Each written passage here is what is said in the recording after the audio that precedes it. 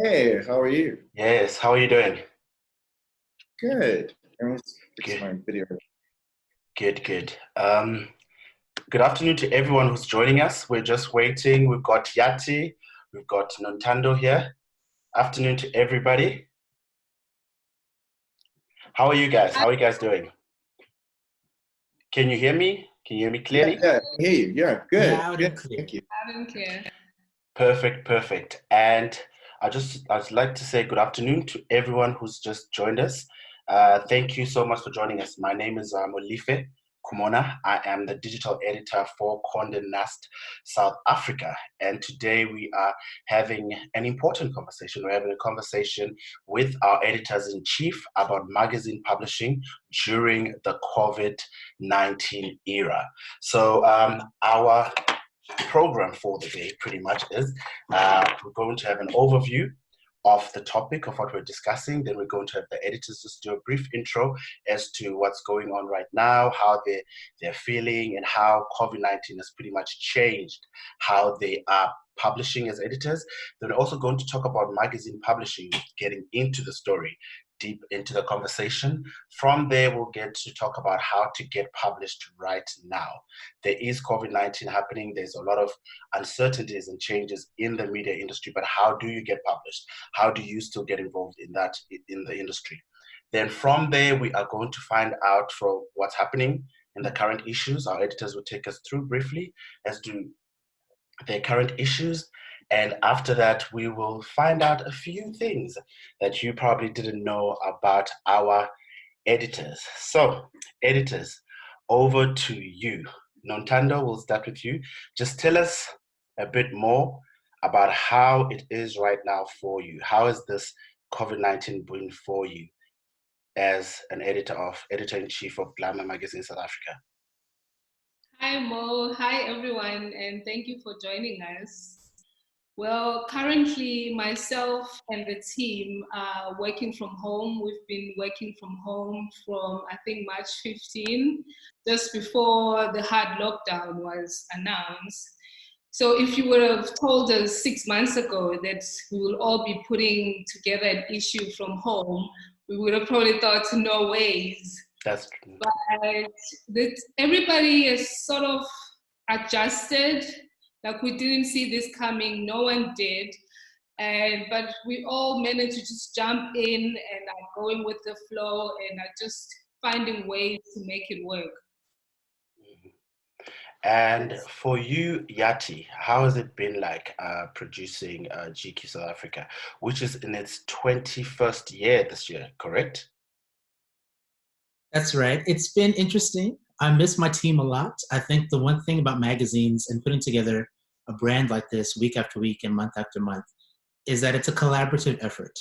And some of your best ideas can come not when you're in a planning meeting necessarily, but just when you're having a chat with someone about a show that you watched last night, for instance, or an album you're waiting on or you're keen to hear. So I miss those little moments, and we can recreate them over Zoom and over Google Hangouts, etc. But there's something magical in those moments where you get to collaborate and where you get to work on something together, even so far as choosing the right color for something. Try many things and get to a certain point. So I do miss that. But I do have to say I'm very blessed, and we're all blessed to have amazing teams, which we work with. And they're so dedicated. They're so creative also. And those creative juices have somehow managed to keep flowing throughout this whole thing. So I'm very, very grateful for all of them. Piet, House and Garden, all about luxury, beautiful houses, deco, interior, design. How have you been managing during this time of COVID-19? How have you been keeping creative? How have you been doing it? Hi Mo, and hi everybody watching. I think it's been particularly interesting for us because our focus is so much on the way people live and the importance of our homes that in terms of putting a magazine together, it has, as the other editors have said, it's been challenging, but it's also been very rewarding. But I feel like for us as a team, we've really tapped into kind of like what home means to us, which is a big focus for us moving forward. Just unpacking that, like how do we live? What is important? So it's been I think there's been a lot of talk about, lessons that we've learned from the lockdown. And I think for us as a team, we've learned a lot of valuable lessons about the importance of home from that, which we hope to share with readers going forward. So yeah, it's been challenging, but productive. Yeah, definitely. Thank you so much. And to everyone who's joining us, we'd like to thank you so much for making time with us to join us for this conversation. To our stakeholders, to our advertisers, to you, our readers, thank you so much for joining us. We got a couple of questions after we announced that we're going to have this webinar. We got a couple of questions that I'm just going to share with the editors, and the editors will answer these questions. You can also ask some questions. We've got a Q&A section where you can go in and ask some of your questions, and we will try to get through as many of those questions as we can. But my first question, so as I was thinking, preparing for this conversation, I just thought, what is the role of publications like ours during COVID-19? In the middle of COVID-19, what would you say the role of a publication like GQ, House and Garden, and GLAMOUR is during COVID-19? Yati, would you like to answer? I'll start with you. Well, sure. I think traditionally the role of GQ has always been put very well by one of the British GQ columnists by the name of Tony Parsons, who said, to paraphrase, that GQ must be both a mirror in reflecting where you are, but also a window and showing you the way forward. And I like to think that's always what GQ's mission should be. I think now more than ever, it's really about focusing on what being a mirror means. So where is our audience? What are they going through right now? How do we reflect accurately? And I think the nice thing about this kind of experience is that it's a shared experience, and we're all going through it at the same time. It's not something we have to wait for data to be revealed later on. It's happening to us too. So then we as a team can ask ourselves, what are we going through? What would we like to hear? What would we like to know? How are we dealing with this? And then to give our audience that experience too, in a way that, again, reflects where they are and speaks to them on that level. So, we're not a news platform. We're not delivering hard news and hard numbers and infection rates and showing you the curve. We can point in that right direction, and we can maybe zoom out a little bit and see what those things mean in the broader picture, how they will affect our own individual lives, etc. But we can also talk about mental health and how that's affected during this time. We can also talk about productivity or the lack of productivity and why that's it's different conversations like that that really just, again, reflect and maybe give a slight idea or maybe spur the imagination to see what the way forward would be from an individual level. And that's an exciting and challenging kind of space to inhabit, but it's exciting. Definitely. And for you, Nontando, what did you say GLAMOUR has done? Like, what's the role of GLAMOUR smack dip in the middle of COVID-19? Main focus remains in fashion and beauty. Those are our two major brand pillars. But we have been reflecting what the times that we are in now. So also, like GQ, we've touched on mental health.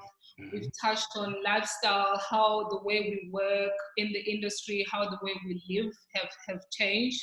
So, and we actually touch also on finance, how most of us are under, great financial strain. So I would say we are mirroring the times also. It's and telling stories and conversation about what's happening now. And Pete, on your side, House and Garden, how are you doing it as well? How are you communicating to the audiences during this time? I love this question. I think, and like I said before, I think for us it's so immediate because we speak to the way people live. Quite literally, this is how, this is your house. This is how you are living right now. And I think we're living in a time where people haven't ever been this kind of like in tune with their home as much as now, because and that's kind of, we've had to kind of completely change the way that we even look at the way we publish the magazine, because we often will look outside the home, because House and Garden isn't just decor, it isn't just internal, it's external. And I'm sure the other editors are seeing the same thing, where now we're kind of looking inwards, and reflecting on, what do our homes mean to us, and why are our homes important, and what are you getting from that? Because ostensibly your home is now, it's your gym, it's your church, it's your restaurant, it's your club, it's your everything. That is where you live. So for us, during this lockdown and during these unprecedented times, it's been a very interesting exercise in introspection, and also I feel in a very positive way relating to readers and actually being able to speak to readers on a very personal level. So that's the cornerstone of what this lockdown has been for us. Yeah. Cool. Thank you for that, Pete. So we've got a poll that we are running. So I'm just going to open our poll. We have a poll where we're talking about Conde South Africa Magazine subscription. So we've got different options, and we want to know what you think as the attendees of this webinar. Just let us know what you think. Which subscription would you prefer? So the poll is going to be running as we continue with our conversation. So I'm just going to launch the poll right now, so you are able to have a look at the poll while we continue with our conversation. And I have seen 5 of your questions. We will be asking the editors those questions as we go. So the first question, let me just go to this question here. It's anonymous attendee is saying all 3 brands represent luxury. How do you think the idea of luxury will change during these economic challenging times we're living in? So I will start with you, Yati. Can you just answer that conversation for us? And the other editors as well, if you want to just chip in as we go. I think it's a great question. I think luxury will have to reposition itself from a communications perspective, first of all. It's no longer of being on a super high pedestal and communicating from on high, but it has to be related. And I think, secondly, it's about storytelling. I think luxury brands have the advantage of having years and centuries almost, if not more, of storytelling kind of in their DNA. And I think that's really important. But I also think that gives luxury and luxury brands and anyone who represents the idea of luxury the opportunity to co-create stories. So not just communicating a story, but how do we tell the story going forward? What does travel mean? Travel mean, just for an example? What advantages does a luxury car give you? And how does that help you live your life better? That's kind of Pete was saying. I think it's really about meeting people where they are. I think it'll be very experimental. Nobody will have to answer right away. And I think also will have to be, us included, but anyone from a luxury perspective will have to be a lot more agile and move quickly. Pete, would you like to add on that? I would. I think Yati's 100% spot on. And even if you look at, and I think decor and interiors moves a lot slower than fashion, because by the very nature of how we consume it. But if you look at what Gucci's done, like Gucci's kicked the whole seasons run, to the curb. It's not about that anymore. It's about, this is the collection. This is why the collection is important. We'll run it when we do. We'll do it the way we do it. This is the important message to deliver. And I think that is a very bad, I think YSL's done the same, actually. I think they were the first. But the important thing is exactly that. And it's telling a story, being present, being cognizant of who is actually the audience to your story, and doing that to the best of your abilities. I think that's what, I think we've all been so consumed by this fast fashion modality, I suppose, that, that wasn't really correct. It wasn't sustainable, literally and figuratively.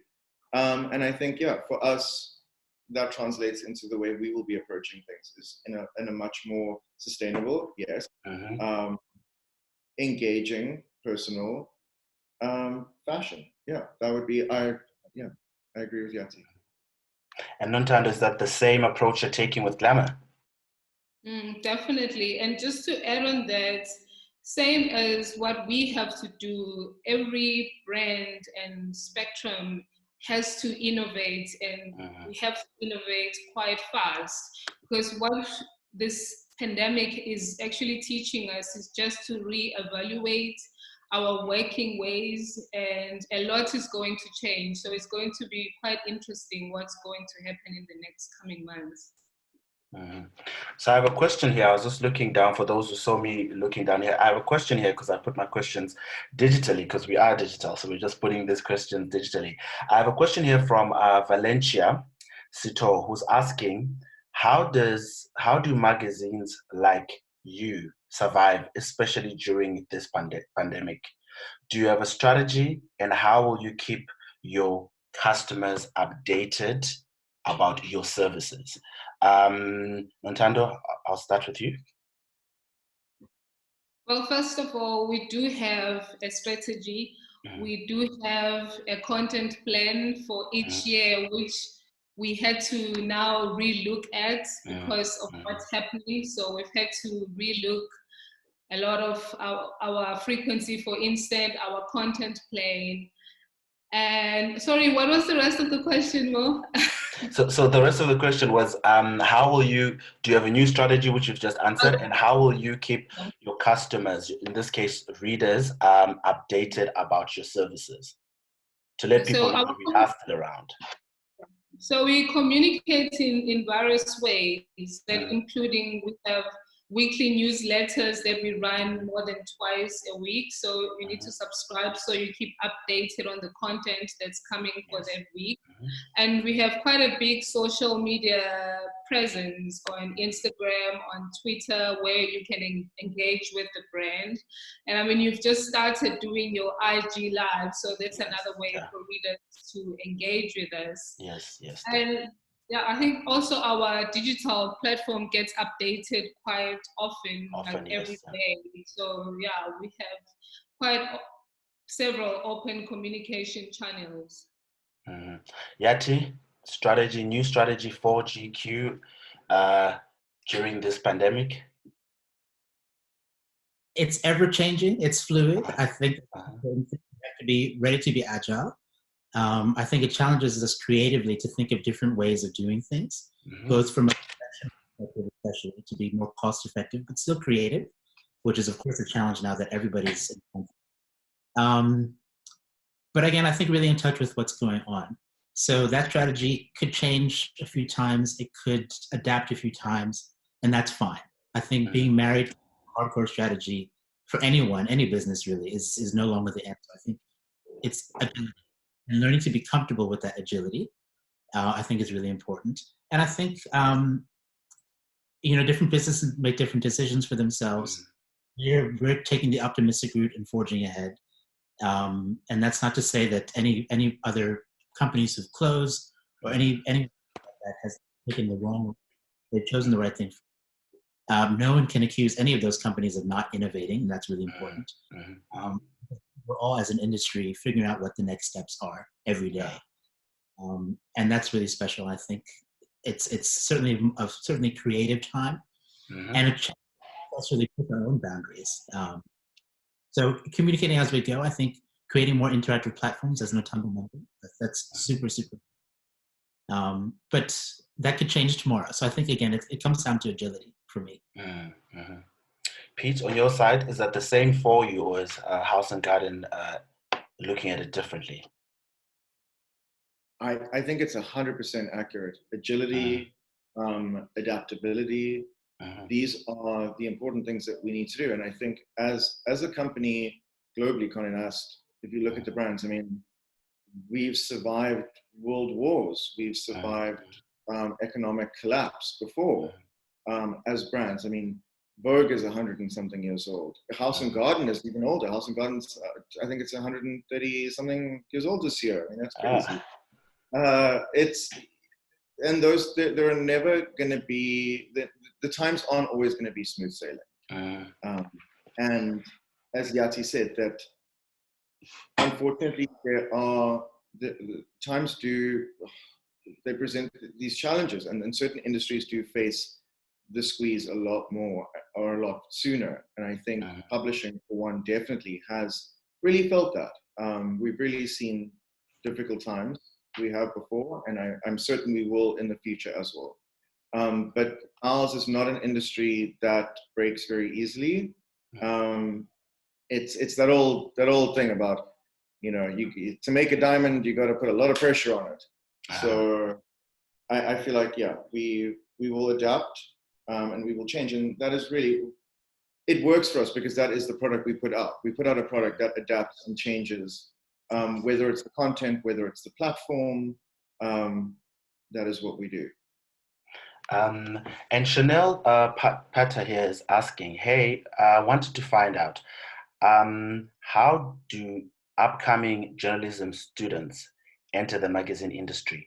Are you guys still taking on internships, and how are you assisting students? Do you assist students at all, given the time that we're in? And this could be any one of the editors who would answer. Nontando? Hi, interesting. Thank you for the question. I would like to say maybe if you fancy yourself writing for Glamour, drop me an email with your ideas and what you are planning to focus on. And should we have an opening for internship, and then I will let you know. But keep knocking. That's how I got my first break in magazines. And my internship, I just kept writing to editors until someone said, okay, send me an article, and I got published. So just keep knocking at those doors. And I have a question here that we received that I think it's a very interesting question. The question says, what have been some of the surprising wins that have come as a result of COVID-19 that maybe wouldn't have happened otherwise? Piet. 100%. I think you chose the right person to answer this one. I think it's not a huge secret that House and Garden as a brand has been less agile, I suppose, than maybe GQ and Glamour in its uptake of digital, in its uptake of just social media and the way we engage with people. We've been a very traditional brand. And like I was saying earlier, it's that thing of the pressure mounts, and it does, you kind of have to do or die, to use a terrible term. And that's the big thing we found, is that in House and Garden, as you know, we're now doing lives. For those of you who watched the interview with Heidi, it was amazing. But yeah, we're now engaging with our audience in a way that we never have before, and it's been changing so rapidly. That's the big thing that we're seeing, is that, you know, we're on Instagram Live. We have homeowners sending in videos of what they've produced, and it's interesting, even globally, like how there's that amazing, was it Rihanna who shot their own cover? No, Naomi Campbell. Sorry, Naomi Campbell. Yes. Shot her own cover, which is stuff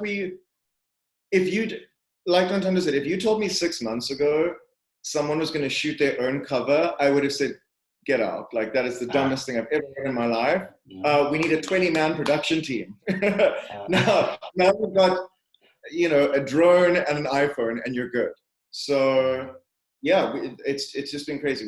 We've made leaps and bounds in the space of, what is it now? 60 days? I think today's day 61 days, yeah. 61, yeah. It's almost unfathomable to think how much our industry has evolved and become so relevant, and so in touch with what's going on. And it really is a travesty that it took a pandemic for us to get here. But testament to what we were saying earlier about the adaptability and the tenacity of publishing is that we have taken this and turned it into something really positive. And Wes Raynack is asking, how have you turned to digital platforms to scaffold your publications during this time? Has it prompted a greater interest or urgency to migrate more robust and agile digital channels? Yati? That's a great question, I think, and some of that you'll be able to answer, Mo. Yes. But I similar to that, it's about producing content that's relevant. Yeah. You know, for us, and even just globally as a brand, it's so interesting to see because a lot of it's been experimentation. Do we put up more COVID content on the website? Do we put more escapist content on the website? What do we want more of? It's a little bit of a mix. And as much as some of the news or more news-worthy or more news-aligned content is useful, Yeah. what we've seen from the perspective is people still want the broad mix. So that's very. But I always think back to, and I always use this kind of five-fingered poem as an example, because 10 years ago, we were maybe a magazine with digital, like a small digital outfit, like offshore. And now, and it's the same when you're speaking to your friends or family. You used to speak to them probably in person and then maybe on the phone. And now you can speak to them in person on the phone and on Instagram and on Twitter, and you can send them a video, and you can also send them a link to a website, and then you can talk to them on LinkedIn, all those things. So for us, it's about crafting a story that fits that platform. Yes. Magazine brands do very well is tell stories that are both told in depth from a writing, but also are visually rich. And that you can do the same thing no matter what the platform. And visually rich doesn't have to mean high production value. I think there's a comedian who's fantastic now on Twitter and Instagram, Elsa, who is hilarious. And it's in her bedroom in her phone. And I think that's what people want more of. They want an invitation in to what the brand experience is about, appropriate to the platform. And I think that's very exciting. That's such a dynamic space to be in. It's exciting. I totally agree with you, with Yati, that we, again, so this connects as well to what Pete said earlier, that we, based on this pandemic, we've had to find new ways of connecting. And because the whole world is connected right now, to answer your question, Wes, digital has also been able to serve the people who are coming to our platforms. We also have our digital subscriptions, which are available. And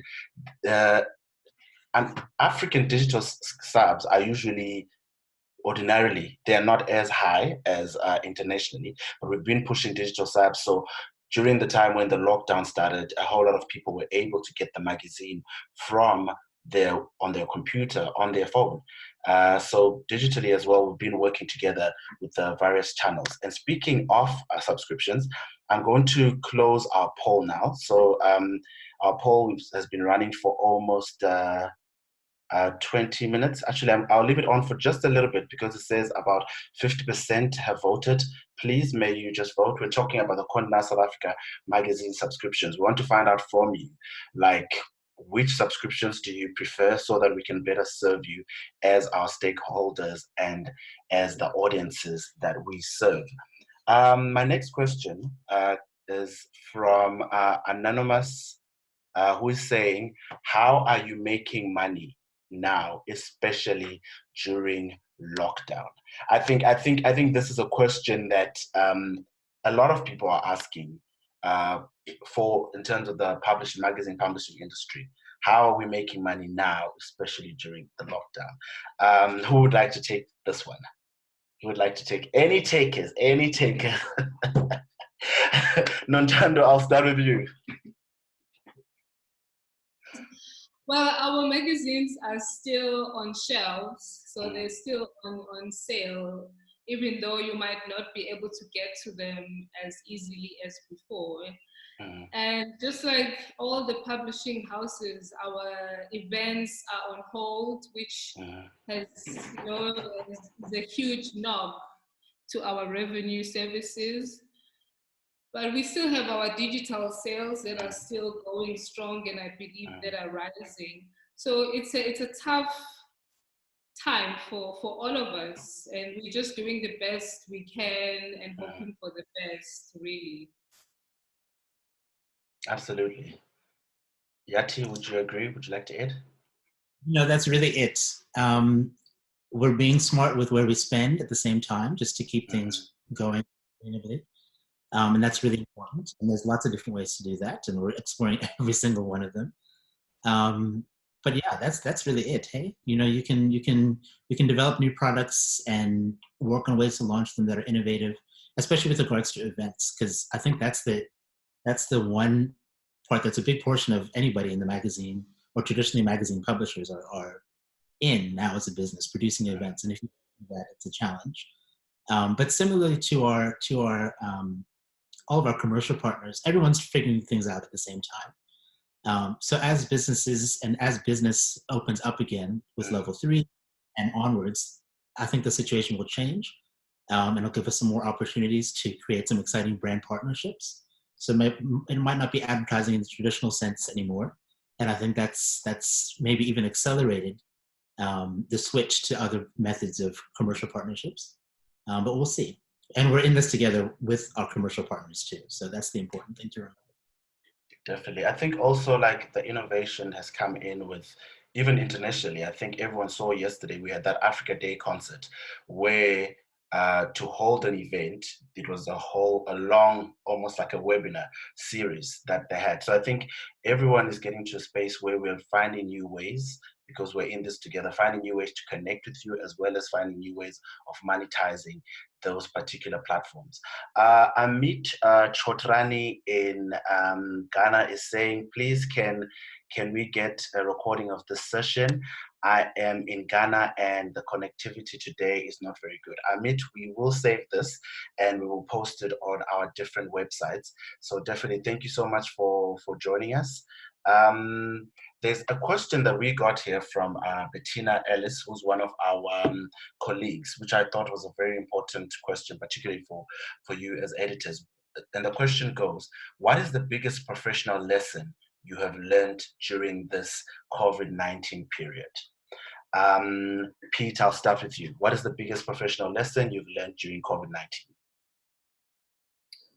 I think for me, the most important lesson, and this is a lesson that transcends just the job, really. It's the job, it's people, and I suppose to answer the question before I get into my whole esoteric rant, it is the fact that we are all connected. It's the fact, and I think it can be very easy when you work in publishing to speak at somebody. You know, if we work at a magazine, you kind of speak at them. Oh, this is what's cool. This is the look. This is the thing. You forget that you're speaking to other people, people exactly like you. And I think what this has done is, and it always, and I suppose for me, I realize that when I think, it's crazy to think, you know, Barack Obama's sitting at home. He's also in lockdown, you know. I was going to bring up Donald Trump. That's a bad example. But a lot of other people are on lockdown too. But you know, people who you look at and you think, oh, that's a different thing. That's a different sphere. You know, but they're going through exactly the same thing you are. We're going through the same thing everybody else is. We're all people at the end. And I think that's been the important lesson, is kind of realizing you're not Conde Nast speaking to somebody else. You're people speaking to other people. And it's important to kind of, and I think it's important to realize that, but it's important to realize that in what we do as our jobs, as our 9 to 5, is the way we speak to our audience needs to be real. It needs to be rational, and needs to be now. So yeah, for me, that would be the most important lesson, is actually realizing who you're speaking to and saying something worth listening to. Yeah, I got you. Nontando? I got you. I think for me, the most important lesson that I've gotten out of the situation, which goes beyond my working life, is that how we can all do with less. Like now we're finding creative ways to work. We're shooting covers with our phones. So I think it has made me to just take a step back in every move or decision that I do. You know, like, do I really need an extra something? Do I really need to look in that direction? So yeah, definitely from now on, you know, we all are learning how to live with less as possible. Yati? I think for me as a leader, what's been most revealing at this time has been the importance of empathy and communication, but people think that communication just means a message from A to B. And echoing what it's as much about listening. And I think importantly now, everyone is stressed. Everyone has been through the emotional roller coaster of the millennium. No one knows what's going on, really. You don't know how to react in a day. You could be washing dishes and be fine, and weeping 2 minutes later. As a leader, and especially as editors, because a lot of our job is giving direction. It's editing, taking things out, so that the right. A lot of it is A to B kind of communication. And I think a lot of what I've seen that our teams even just need is just to know that you're listening. Yeah. And even if it's getting on the phone with one of your team members and letting them vent for an hour about the challenges that they're facing, they might have to move flats. This is what's happening at home because of the pandemic. This is what's happening because of economic circumstances. It's so important to listen to your people and not just as or as employees within a certain role. Because even just that half an hour of a conversation where you're just listening to someone makes them feel better and can alleviate a lot of that stress and help them be creative and help them find different ways to do what they need to do for themselves, but also for their job in a new way. And I think that's so important. I think even just for me, I mean, I've had those kind of conversations with myself too, that says, relax. You don't have to have it right now because you don't, and that's okay. And you can figure it out together, but we can also just chat just like this and today, you know, how's your writer's block? Yeah. There's an article, we know the deadline was yesterday, but you might not be able to write today because you're literally just stuck. That's okay. And I think that's so important as a leader, for any leader in any industry. Remember that it's as much about listening to people and just recognizing them as people as much as it is about being productive and getting the job done. Yeah, no, definitely. I do agree with you. On my side, I've also learned to be, I guess, more empathetic than before. And I've learned that people are more connected than not. I think once we learned that as a team, we're able to be like, oh, you know what, we're going to reach out to this person and this person and this person. We'll do a live because guess what? They're at home like you and me. So if they say no, maybe they're just busy and they don't feel like being on TV. But like, those are some of the things I've learned. So before I ask my next question about getting published right now for young or just aspiring people, either aspiring content creators, there's a question here from Yohan Dutoy. He's asking, should we prioritize digital skills over print skills? What would you say to that? Should we prioritize over? I personally think the two can work together. Definitely the two can work together. Pete, same thing. What would you like to say? Literally 100%. I feel like it's the same way, and I know we've had this discussion before, where people say, oh, if you're writing for a magazine, I want to write for magazines, but our magazine's going to be around for X amount of time. Whatever.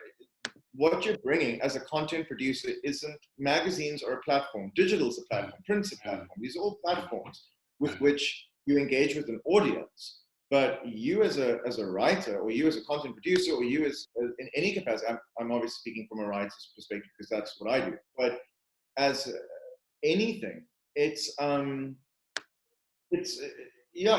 should engage with it the way you engage with everything, which is, with integrity, to the best of your ability, and doing that industry and that profession proud. I don't think the platform with which you do it on has any. Yes, there are obvious change. The way we do things for print are going to be different to the way we do them for digital. Those are mechanics rather than the actual job that you're doing. So I don't think you should silo those things into this is a digital thing, this is a print thing, this is a whatever thing. I think you should approach it as in, how am I doing this job that I'm doing to the best of my ability? That's the important thing. And like I said before, as long as there's an audience, you're good. You'll find the platform, you'll find the medium to get your message across. Definitely. Yati? That's too. And exactly as Pete was saying, a mechanic can change. the story is what's compelling. And I always think of this one example from our colleagues at USGQ, who they published a story in 2013 about a group of firefighters that were fighting wildfires in the western part of the US. And that story inspired a movie that came out in 2017, which I've just forgotten the name of course. But even that's just an interesting thread because it's about a compelling story, and that story can take any format. I mean, no one who published that magazine in 2013 would have imagined that that would be a movie. Into the Wild, I think. No one would have thought that that would turn into a feature film, 4 or 5 years later. But the story is compelling, and I think that's the skill that you should really master, because then you can take that to any medium. You can tell a compelling story on a car, on the side of a car, if you really want.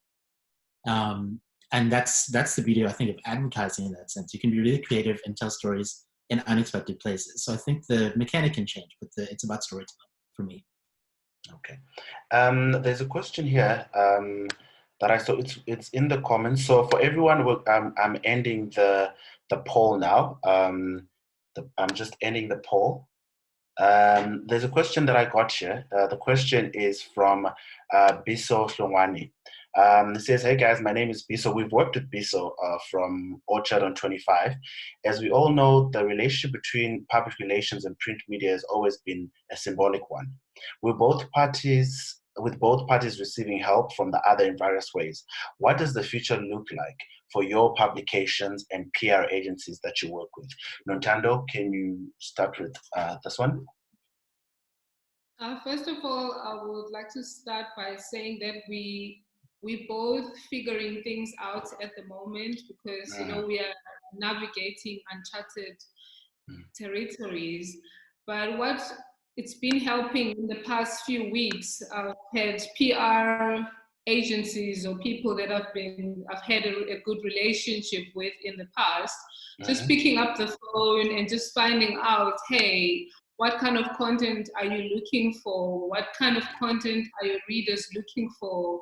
Which direction, how can we work together in events, in social media? What kind of campaigns can we do together? So I'm seeing a future where we're going to be collaborating more. But first and foremost, the communication needs to be the most important part of it. So, we both figure out what we need from each other. Cool. Yati, would you like to add on that in terms of how you see it? I mean, I think that sums it up. I think some of the most effective PR relationships that any media owner will have are the ones that are focused.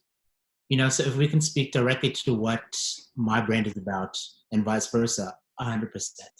I think for brands like ours, I think the future is going even further into our respective niches in order to survive and thrive creatively. And I think a pitch or a proposal that speaks to that is 100% spot on. And I think I don't think it can be too broad because I think that's where the future of our industry globally is heading. We need to become more niche. So the more niche the pitch and the collaboration idea and the concept, the better. Mm-hmm. Definitely. And so we've got a question here. It's from Greg Forbes, who's one of our clients. We do work with Greg quite a bit. He says, with the collapse of other media publishing houses, how will Conde Nast position its titles to capture their markets, especially the Afrikaans market?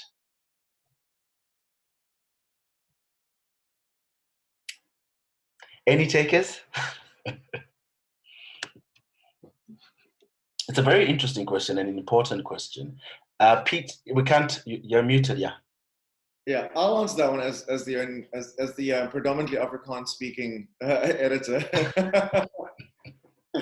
The one with the funny spelled name. To be honest with you, Greg, I don't think we're ever going to really change the way that we position our brands. Do you know what I mean? Because the reason our brands are the brands they are is because as much as, and I think, and it's a great question because it is about adaptability versus your core values and the core of your brand. So yeah, we do need to be adaptable. We do need to be nimble in the way that we handle the times.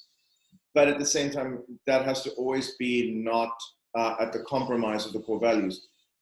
That being said, not that, I mean, addressing an Afrikaans market would be compromising core values.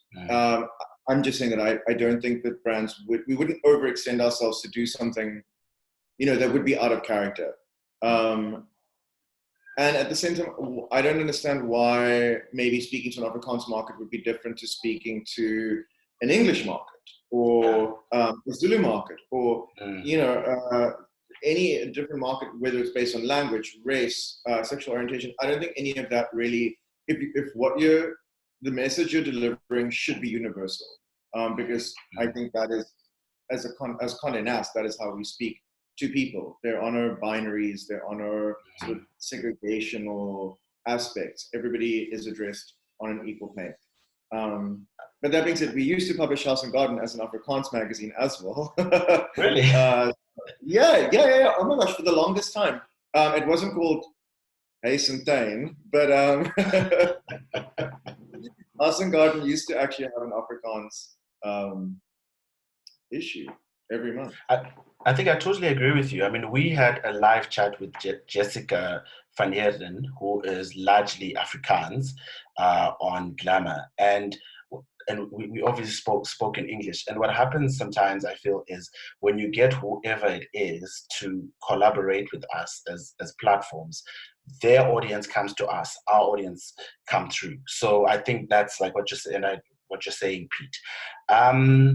Another question that I have. So this is the question that I think all of you as editors have received. I think I've received a bit, but I'm sure you guys have received more than I have. How do you get published still right now, with the pandemic, with everything that's going on in magazine publishing? How do you get published? How do you get published? So if I'm an aspiring writer, I'm an aspiring photographer, I'm an aspiring model, how do you get published and how do you still enter the industry? Yati, over to you. I love this question because I can pick it apart and we can pick it apart. Because in 2020, what is an aspiring writer? You're a writer. The kind of gateway of getting a writing job and now you're a writer, that doesn't exist anymore. You know, you have in your pocket and on your iPhone or your Samsung, whatever you may have, you have all the tools right there that you need. You can publish an article on Medium, you can start a blog, you can start a blog that only lives on Instagram, Tumblr, whatever the case may be. So you're maybe not an aspiring writer, you're actually an aspiring top 10 bestseller, but you're writing. And you're writing regularly. Or if you're a photographer, then you're shooting. Right now, I'd love to, the kind of pictures that I'm seeing are people who can't go out and shoot. So they're literally shooting what's in their house. Here's an empty wine bottle, and I was playing with light and photographed it. And I posted it to Instagram. And you see those kinds of things, and in 6 months' time, I'm thinking, I need to shoot this bottle of something. That's the kind of person I'll reach out to. They were experimenting, they were doing it already. So I think use the tools you have, A. And I think the second part is that if you are approaching brands like ours, or any brands really, any platforms to become a writer, to become a content producer, to become a photographer, even a model, etc. I think you must know to whom you're pitching and pitch specifically. If you tell me you can write anything, okay, fine. What do you love writing? I'd rather you come to me and tell me, I'm a music writer and I hate Lady Gaga. I'm like, well, I want to hear what your opinion is, and I want you to have. So that's what I want to buy into more than anything else. There's certain voices, and I can name many of them right now, from international media brands all over the world, and I go specifically to their pieces because their voices are hilarious and consistent, and it's 100% them, and you know that you know what you're going to get when you click on their article, when you open up that magazine. That's what I want to see. I want to see voice and a point of view. So I think pitch specifically and stop waiting. Yeah. And Nontando? Yati has summarized exactly my thoughts. And just going back to what I said earlier on about internship, like like what Yati has just said, know what you want to specialize in, and be specific about that subjects that you want to take ownership of, and approach magazines or people that you would like to write for, and use social media platform. That's, you know, the cheapest way to just get your creativity out there and get yourself noticed. Cool, cool.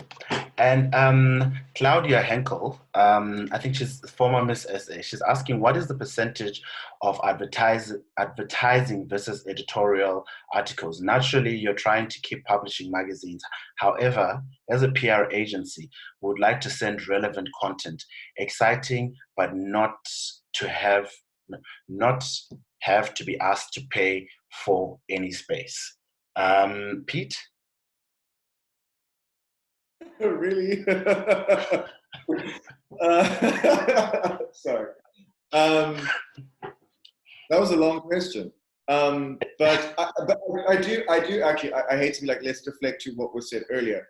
But I think in terms of, if we're going to be talking about the relationship here between editorial, specifically editors, and PRs, it's like we said earlier, it's all about intercommunication now, where I think that whole, and again, we were saying that whole old binary thing of it's A speaking to B. It's the PR person sending the journalist information, and then the journalist publishes that. That model doesn't exist anymore at all. I don't even know why it existed in the beginning, to be honest with you, because it's such a 2D way of doing things. Now, I mean, I was speaking to a phenomenal PR person the other day, and we were on the phone for like an hour, and he works with Design Joburg, and so one of his clients is Design Joburg. His other clients are different people in decor, and we just got into this whole conversation about how can we work with that, how can we work with those clients and these clients and bring them together, and maybe use Design Joburg as a platform to leverage that, or maybe leave that behind and do this. I think it needs to be, and we keep going back to the words like agile and adaptable, but that is really what's important right now. And I think for us to work with PRs needs to be a completely symbiotic relationship, where we're kind of sitting down and we understand each other's objectives. Obviously, the person in PR wants to get their client featured. As journalists, we want, or as editors, we want to do X, Y, and Z in a specific feature or an issue. However, when you're working together and actually discussing what we can do, the end result is so much bigger than the sum of its parts. Like, you end up coming up with, sometimes you come up with these crazy ideas that are amazing, that all stem from a conversation. So my answer to that, short and sweet, would be speak to the editors, you know, and as Yati said as well, like, come with the knowledge of the brand as well. So come to GQ and say, you know, you guys run this story, or I know that this is a big angle for you guys. However, we've got this client and we were thinking either A, it could fit in there, or B, what if we took that concept and this client and we did something different there? Because we love that. Like, we're not, as editors, we're very holy on the product that we produce, but we're certainly not sticks in the mud about it. We are, again, adaptable and ready for change. So I think as, and I can't speak for Yati and Nontando, but I do think that they'll agree with me that there's nothing more exciting than somebody, PR or not, comes to you with an idea and goes, this is a really cool concept. This is what I was thinking. You know, this is how we can modernize and do something different. And we're there, like 100%. So that would be my answer to that. My sweet but maybe not so short answer to that one. Shannon Manuel is asking, how are you dealing with the oversupply of similar content that is available online for free? And what, in terms of uniqueness and retaining brand identity in a time, and what are you doing in terms of uniqueness and retaining brand identity in a time where you have said that brands need to adapt and change? How do you adapt without losing the essence of your brand? Yati?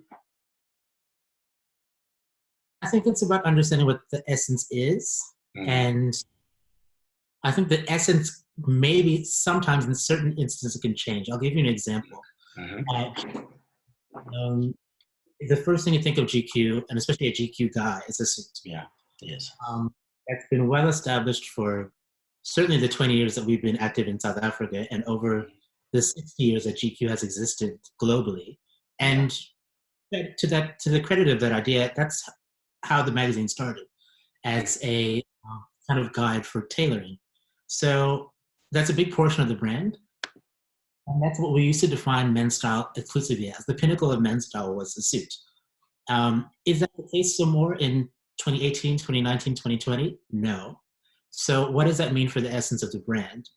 Then the essence of the brand should reflect or should evolve to say the essence of the brand is about approaching life with a certain style and panache and attitude, because that's what we used to say about suits. But if that's not what we're wearing anymore, we can still take that essence and channel it into another direction. So if it's style, that can mean street style, that can mean activewear, as long as that attitude is still there. That's what our new essence is. So it's about stripping it. And then when you take that foundation, what do you build on it from a today and a tomorrow perspective? That could mean bringing in different voices. That could mean photographing things in different ways that you don't necessarily see every day on digital platforms, or it could be a number of different things. But I think once you kind of rework and take away the upper floors of that essence, and you go back to all the way down to the foundation, then you can build a new property. And that's how we extend our brands all the time. It's so exciting, and it's a huge privilege, I have to say. I think for all of us, really, to be able to do that on these brands that have existed for such a long time and are so near and dear to our hearts, to reimagine them for today and tomorrow. That's a brilliant privilege. These are such good questions, though. I hope we're saving these. I know. Rachel Bryant is asking, do you think people still love magazines, and why? Pete? 100%. That's not even a question, Rachel. I don't know. So, well, I do know. I think it's the first thing that we really need to discuss here is differentiating magazine from brand specifically. Do you love the brand or do you love a magazine? You know, it's like, which is a question, but let's not get into that whole thing. But I think there will be, you know what, actually, I kind of get like choked up about it, because there will never be something, at least in my mind, about holding sort of paper, you know, reading something. You're holding a magazine, you're reading through it, it's something you keep. It certainly doesn't have the immediacy of print, of digital rather, but it's also not as ephemeral. Like, it's something that is there. It's something that you have. And I think that is something that the value of print will never be lost. Where it might change in its guises. And it's funny, I was actually watching, this is such a random segue, but I was watching The Fly the other day, which I think came out in 1988, the Jeff Goldblum, Gina Davis movie. And in that movie, I think Jeff Goldblum says, "Oh, print is dead." And I was like, this was in 1988. We're in 2020, and print is still very much alive. So I wouldn't worry about print dying at all. Jeff Goldblum didn't get it right, and I don't think anybody else is either.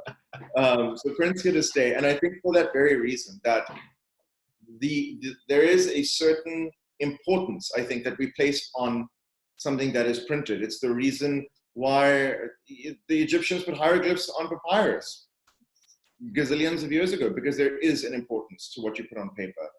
And as I just see Gillian made a comment, I love the smell of print. And that was nearly what I got into a weird, I stopped myself, thing about, don't you love the smell of paper? There is that thing, and it's that creepy thing where you're like, oh God, a good new book, you know, or a fresh magazine. But there is something to this. It is that sensorial interaction that you get that you don't get anywhere else. And I think there is importance there. There is weight there, which I think nothing will ever erase. And for those who've been asking, in terms of our digital subs, we have digital subs for all our three brands. They are available. We have on Zinio, we have Press Reader, and we have Maxter. We have those. They are available. If you go to our link in bios for all our social media, you're able to get those digital subscriptions. Yati. Oh, I was going to say that in a lot of ways, a magazine, especially a printed magazine, is like a song. There's an energy, and it begins and ends. I think if the song went on for 20 minutes, it probably wouldn't be a song anymore. There's a beauty in that package. And I think that's the comparison with digital. You can just keep scrolling. There's always more. Magazine is an edited experience that only exists from A to B. There's such a magic in that curation, that focus. And that's what I love about what we do. We take a lot of things out in order to it's one thing that remains. And I think that's a nice kind of commercial break from everything otherwise. We scroll socially. Netflix just keeps playing the next episode. There's something in a curated experience that begins and ends. Like a magazine, like a song, even like a film, really. There's something about that curation that I think is special that I hope will never go away. And Nontando? And for me, magazines are a source of creativity, of inspiration. Like I've always collected magazines. It's just so magical, like holding the magazine, going through from cover, through the pages, and you collect them in stacks. And whenever you just need a pick me up or, that inspiration, you just re-page through them. Hopefully that never goes away.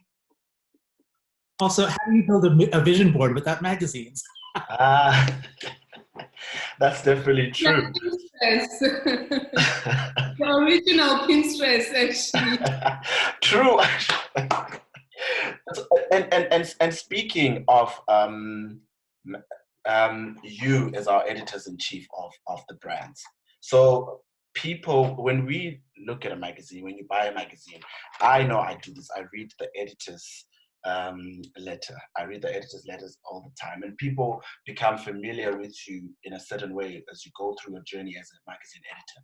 So Yati, just quickly, what would you say are two of your favorite GQ covers of all time during the time that you've been editor, and why?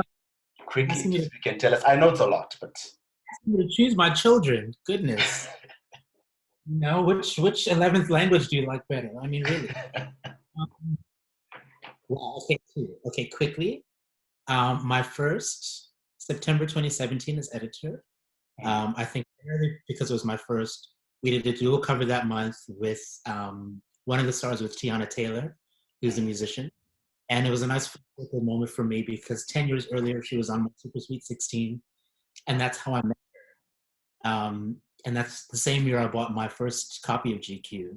Oh, wow. That was to go read it in the library. So to have that full circle moment where it's my very first issue and to have her on the cover was very special. And then I think, wow, if anything else, and again, choosing between all my children here, probably September 2018 with Bonham. I was about to say that. I know you loved it. A risk in many ways. It was a departure in many ways. Everything from buying a new font for the issue to taking away all the cover lines except those two, her name and the power issue, to even the angle in which we ran the image. It was something that certain people said no, other people said that's not going to work, other people said who's that, and I just knew in my gut that was the image. We just had such a fantastic collaboration between her team, our team, to make that happen. It was such a pivotal moment for me to just remember the power of what we can do as print editors to create something that's so memorable and just wow. That will be one of my favorites, but I mean, all of them are, even those behind me right now. Hi, Black Coffee. We saw those. There's Black Coffee, there's Trevor Noah. Nontando, yours, I know you've had, I think 4 issues so far? No, I know 3 issues. So if you were to pick with those 3 issues, I know it's quite hard, but which one would you pick? I'll ask you to choose one and why. Okay, then I will have to say it's the current issue, the May-June issue featuring Buoyancy. It's very colorful, very vibrant, and very inviting. I think it represents where the brand is right now. So that will be my favorite. Piet, your 2 favorite kids. That's the thing. I was like, those are my children. I feel like I'm on an airplane and I need to put the thing on and leave all the other ones to fend for themselves. I'm gonna slightly break the rules and only answer one cover, because there's one cover that stands for me personally out the most, and I'll explain why. And it's so funny because literally, I think it was about 2 days ago, I was actually looking at that cover and I was like, gosh, I like remember that. And that would be the Maps Mapanyane cover, which was my first cover as editor. Not for that reason is it the most meaningful one to me. It was the first time we'd put somebody on the cover. I mean, okay, we'd had Lenny Kravitz, the issue before, but I'm not going to include him because he was on a horse and he was not in his house. So that doesn't count. But I just remember, much like I imagine the Bonang cover was, the amount of like work that went into it and the amount of sort of just the passion from everybody. And I love the story. I remember a friend of mine had said to me, oh, have you seen Nast's house on Instagram? It looks amazing. Studio 19 have just done it, blah, blah, and I hadn't seen it. So she sent it to me and I looked at it and I was like, gosh, this looks amazing. So I messaged him and I was like, hey, I see your house, looks great. My first issue's coming out. Wouldn't it be rad if you were on the cover? And he was like, actually, I've like promised it to another magazine, but we'll see. They haven't confirmed. And then they ended up not going with it. And there was this whole thing. And in the end, I kind of just said to him, like, dude, if you don't give us this house for the cover, and if you're not on the cover, I will never be friends with you ever again. Like, we're done. I don't think that's why he went with it, because he was probably like, okay, whatever.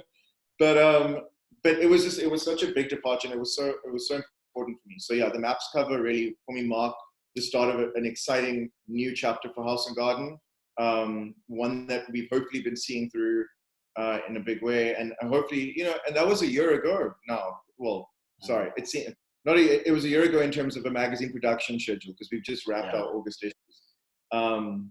But yeah, so kind of looking back after and going, gosh, we've done all of that.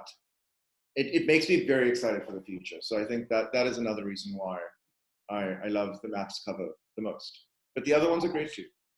So I'm gonna put you guys on the spot now. So literally, I just want say not 3 seconds, but just you all read each other's magazines, right? So you read Glamour, you read GQ, you read House and Garden. So I'm going to start with Yati.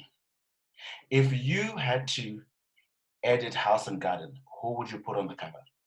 If we had to find someone, who would you put on your first, literally, like how they did Scandal and How to Get Away with Murder, where they did that whole switch crossover. If you had to have your own magazine crossover and you had to put someone on House and Garden, so I want one on House and Garden, you don't have to explain why, House and Garden and Glamour, so those two. If we had to do a crossover, who would that be?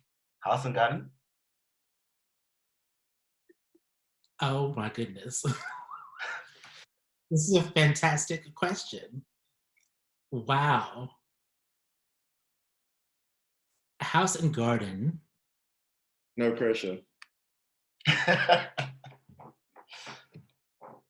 Desmond Tutu.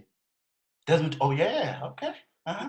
I feel like there are, wherever he lives, I feel like there are a million stories in every corner. I feel like there's so many things in that home that could tell a story. So that's the one I'd love to see, just from a disruptive perspective. Glamour, interesting.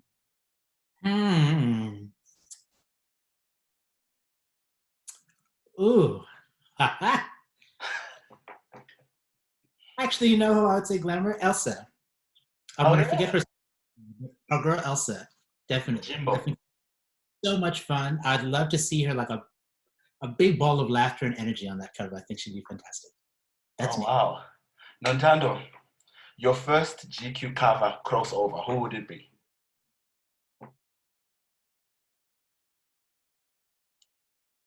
On mute. Currently,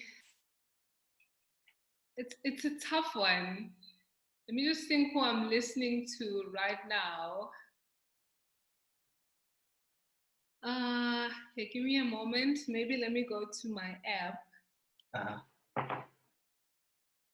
This is such a This is tough. giving you time. This is giving you time to think of your first I think glamour. Huh? I'm kind of obsessed with Six Black or Six Black right now. So maybe that's who I'll put on the GQ cover. House and Garden? I would have to say Dutch designers Victor and Rolf. I'm obsessed with their fashion, so I'm kind of curious of where they live and like their deco and house or homes. Yeah. Piet, GQ and Glamour. I think Nontando just came for my job. That Victor and Rolf cover is amazing. Yes. I want to put them on the cover now. Before Pete says anything, I have to say he has an unfair advantage because he's the only one of us who's worked at all three titles. So. Yes. I have. That's true. I started on Glamour. Oh wow. But Victor and Rolf is the most sensational cover ever. I'm so glad I don't have to answer who my dream person for House and Garden would be because it was never going to be that cool. Okay. Gosh, cover for GQ or for Glamour? For both. You need to choose both. This is an awful question. I just want to let you know. This is it's like an amazing question. It's an amazing. I feel like I'm going to be the loser in this round. I don't know if I'm gonna do that thing where I'm like, I'm not gonna say someone specific, but what I love is this is the answer for Glamour and actually for GQ too, and really for House and Garden too, is if you look at what Edward Enninful did on British Vogue now, where with Judi Dench on the cover, for me, a great cover, regardless of who it is specifically, is a cover that you don't expect. It's just like, and I got, here is some free fun advice. Some of the best advice, if not the best advice I ever got when I was a junior writer at a magazine, not actually Conde Nast. My editor told me the best features are the ones you can't Google. And that for me is what a cover should be. A cover should be something you don't expect. It should be something you can't Google. It needs to be so original and so like, oh, that's amazing. So I know I haven't really answered the question the way it was meant to be answered, but that is how I would approach any magazine and any cover is, and one last segue quickly, because I know I'm taking up a lot of time, but one magazine cover that always sticks with me, and I was still a student at UCT, and I popped into, I don't even know where, some small bookshop. And they had a New Psychologies, I think that's what it was called. Actually, I don't even remember the magazine's name. I remember the cover. It was New Psychology. And they had a cover of Paris Hilton reading War and Peace by Tolstoy. And that for me was the most brilliant cover. And it was at the time of like The Simple Life. It was just after The Simple Life. But it was just so unexpected to see Paris there with like these bifocals reading Tolstoy. And it was so brilliant and so clever. And the whole thing was, it went into a bigger story about kind of your brand and blah, blah, blah, blah, blah. But that for me is the power of a great cover. Yeah. Haven't really answered the question, managed to dodge that bullet, but there we go.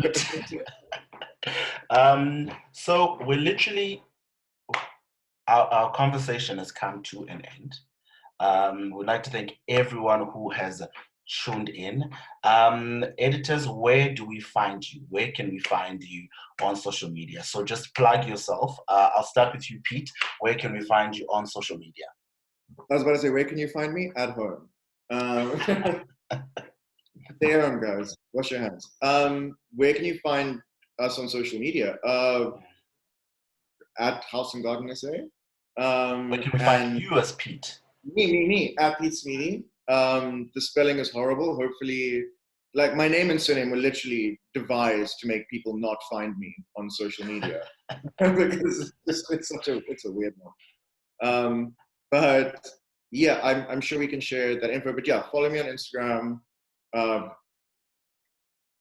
Yeah, it would be great. It would be great to have an audience there that we can engage with. And like we were saying, it's all about engaging with people more directly. Really, that's what it's about. So at Piet Smedy. It's the name in the little corner there with an app in front of it. Nontando, where can we find you on social media? You can find me on Instagram, Twitter, Facebook at Nontando58. Okay, Yati? I am coming to you on the interwebs at Yati Khumalo, Twitter, Instagram. Facebook is a little quiet, so don't look for me there. But basically, anywhere you see Beyonce and cars and puppies and manifest. So, but I also just added my handle there, so we'll share them all with everybody. But come find me. All right, cool. Would like to thank everyone who tuned in. This has been amazing. I hope you had as much fun as we did. I hope the editors had fun. Our editors-in-chief, Nontando Mposo, Yati Khumalo, Piet Smedy. Thank you so much for joining us. Thank you, thank you. Any last words you have for our for the guys who joined us? We literally have a minute left. Thank you so much for joining us. I think if my fellow editors agree, we should do another session because there are such great questions here that definitely. And I thank you every single one of you for asking these questions and just staying tuned with us and for your support. Piet, any last words? Very similar, but yeah, I'm so grateful for everybody who took the time to be here. It's so important to us. And the questions are amazing. I wish we could be here all day. I didn't think it would be this fun. But yeah, thank you to everybody for taking the time and for supporting us, especially in this time. We value it more than you will ever know. Nontando? Thank you everyone for being here and for the amazing questions and for all your support of supporting our brands, and look out for our next issues.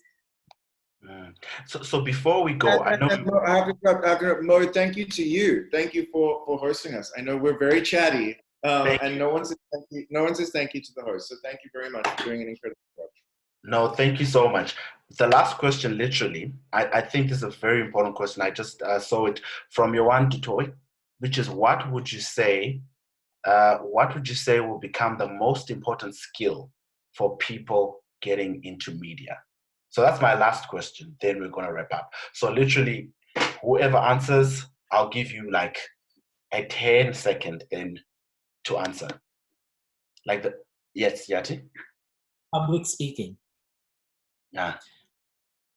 We do events, we do video, we do all kinds of different things. You have to be able to engage with people and a lot of people at the same time in a big space. Quickly, I'd say even formats like this, I'd say public speaking. Piet, would you agree? What's yours?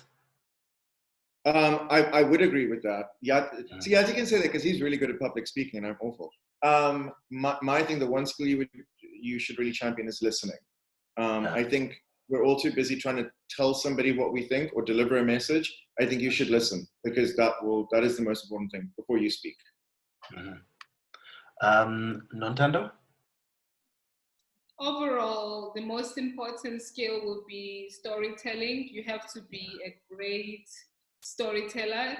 It doesn't matter which medium you're using, but you need to have a great skill as a storyteller. Definitely. Thank you for tuning in and joining us. We totally appreciate it, and thank you for also filling in the poll.